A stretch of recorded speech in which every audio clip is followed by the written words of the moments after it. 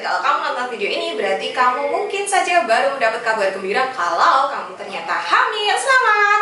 Nah, kalau lagi hamil pertama kali apa sih yang harus dilakukan? Yuk simak dalam video berikut ini sampai habis. Halo, selamat datang di Kriwil Life, ngobrolin kesehatan bareng aku, Bidan Kriwil. Congratulations kalau kalian nonton video ini. Aku asumsikan kalian baru saja mendapat kabar gembira kalau kalian hamil. Nah, kalau udah tahu hamil, apa sih yang harus dilakukan? Yuk kita bahas dalam video ini. Yang pertama adalah memperhatikan kesehatan tubuh. Jadi kalau udah tahu hamil, itu tentu saja yang pertama perhatikan asupan nutrisi yang masuk ke dalam tubuh. Kalau misalnya kamu merokok atau minum alkohol, maka sebaiknya segera stop. Kalau misalnya seneng banget makan makanan instan atau junk food, ya sebaiknya jangan lagi. Gitu, usahakan untuk banyak memakan makanan yang real food, jadi benar-benar makanan yang dimasak gitu ya, bukan makanan instan.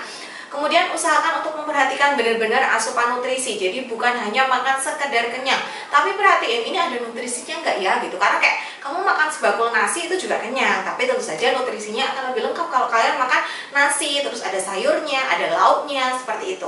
Karena ingat, sekarang ada kehidupan lain di dalam perut kalian, dan pada trimester pertama itu sangat penting sekali untuk menjaga asupan nutrisi. Apalagi biasanya di trimester 1 kalian mengalami keluhan seperti badannya nggak enak, pusing, mual muntah. Karena itu udahlah nafsu makannya menurun, makannya cuma sedikit, maka perhatikan benar makanan yang masuk. Kalian bisa memilih makanan-makanan superfood, yaitu makanan yang kandungan nutrisinya itu lebih tinggi dibandingkan makanan lain. Contohnya kalau misalnya ikan, kalian bisa memilih ikan gabus yang proteinnya lebih tinggi dibandingkan ikan lain, seperti itu.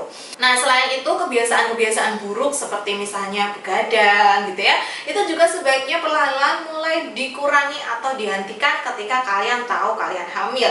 Terus pastikan juga tubuhnya terhidrasi, dan kalau misalnya kalian dalam pengobatan karena sakit tertentu gitu misalnya, segera konsultasikan kepada dokter apakah obatnya bisa dilanjut atau di stop dulu karena sekarang dalam kondisi hamil. Jadi kita benar-benar harus aware pada apa yang masuk ke dalam tubuh kita. Jangan lupa juga untuk mengkonsumsi suplemen kehamilan minimal yang mengandung asam folat, zat besi, dan kalsium. Jadi intinya menjaga kesehatan ini nggak cuma makan yang sehat aja ya, tetapi juga istirahat cukup, olahraga sesuai usia kehamilan, segera kontrol kalau misalnya ada keluhan, kemudian memperhatikan benar-benar apa yang masuk ke dalam tubuh kita, termasuk cairan. Jadi usahakan jangan sampai dehidrasi, karena ibu hamil kalau dehidrasi itu bisa menyebabkan kontraksi dini dan vital distress. Wow, jadi kita yang kekurangan minum, tapi janinnya juga jadi ikut berefek. Nah, yang kedua adalah mengetahui batasan diri. Jadi ketika kita sudah hamil, baik itu sekarang ataupun nanti di trimester 2 dan trimester 3, tentu saja tubuh kita itu mengalami perubahan.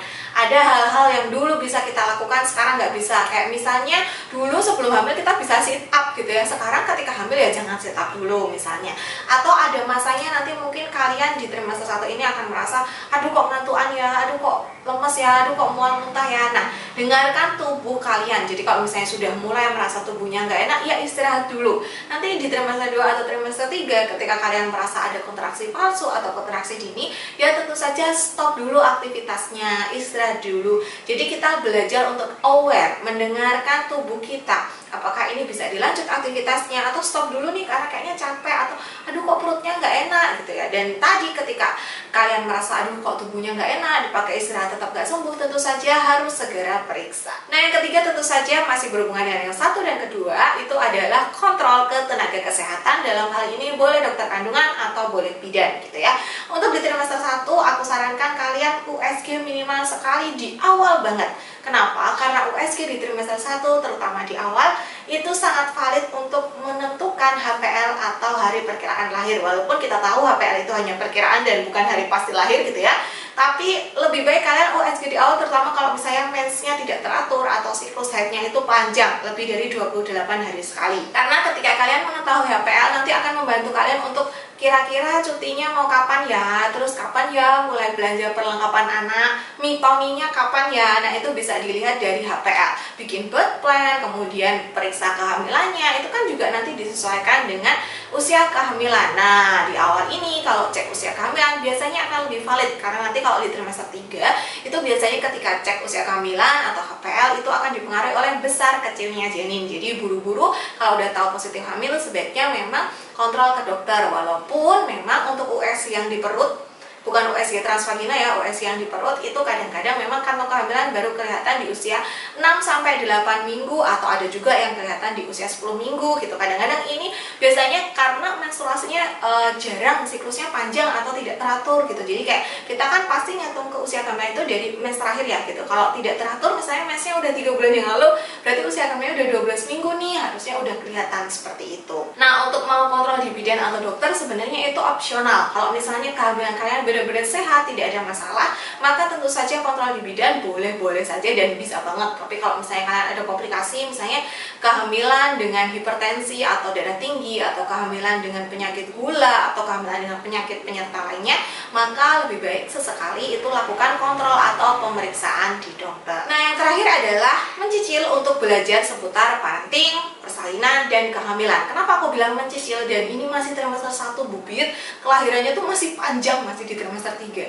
Karena yang perlu dipelajari itu banyak banget. Jadi lebih baik kalian nyicil dari sekarang, kemudian nanti di trimester 3 tuh tinggal mengulang kembali gitu, supaya benar-benar masuk dan melekat di otak dan di hati. Karena nggak bisa semalam suntuk seperti Roro Jonggrang, materinya tuh sungguh banyak banget. Kalian ingat deh, aku kuliah kebidanan itu D3 itu minimal butuh 3 tahun 3 tahun untuk mempelajari semuanya gitu ya. Dan kalian cuma dikasih waktu 9 bulan 9 bulan versus 3 tahun, yaitu 3 tahun itu berarti 36 bulan, jauh banget kan.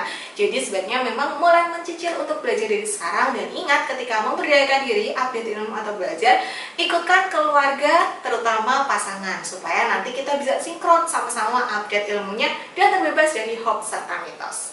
Nah, itu saja yang bisa aku sampaikan kali ini. Selamat menyambut kehamilannya, selamat menunggu kelahiran buah hati, congratulations, dan selamat menikmati masa-masa kehamilan yang nanti pasti akan kalian rindukan. Sampai jumpa di video selanjutnya. Terima kasih sudah menonton. Bye!